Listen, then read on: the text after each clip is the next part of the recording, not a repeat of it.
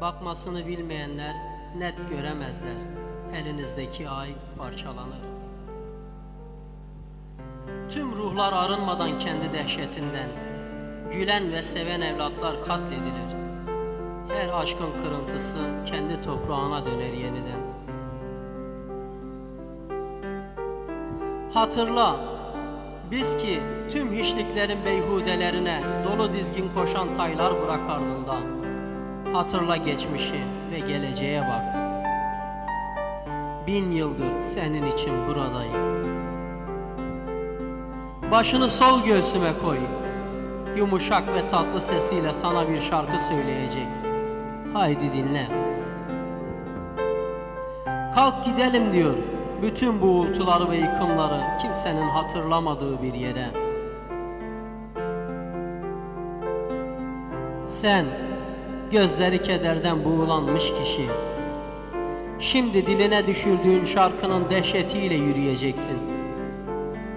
Bugün her şeyi açık seçik görebiliyorken, yarın karanlığın ve rüzgarın sesini de göreceksin.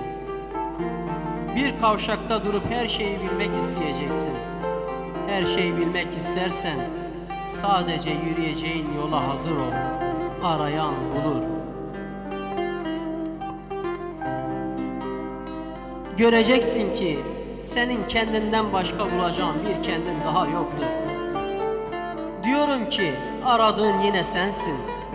Hiç farkında olmadan bizzat senin varlığından geçinen bir laneti paylaşıyorsun. Diyorum ki o burada, aramızda, çok geçmeden ortaya çıkacak. Yüzleş onunla, bu sensin. Anlat ona. Öyleyse nasıl varsın? Öyleyse kimdir senin gerçeğin? Git ve savaş onunla. Sende olacak artık. Her şeyi mümkün kılan güç yalnızca sende. Yalnızca sende olacak. Her şeyi açıp kapayan anahtarlar, savaşın kapıları ve barışınkiler de. Buradaydın sen, bu köklerde, gün batımlarında ve gün doğumlarında buradaydın sen. 1000 yıl önce de. Yalnızca kendini bekle. Bir kemanın ve neyin sesinde şarkılar söyle. En çok kemanın ve neyin sesinde ağlaşır tüm şarkılar. Yine en çok kemanın ve neyin sesinde dinginleşir tüm acılar.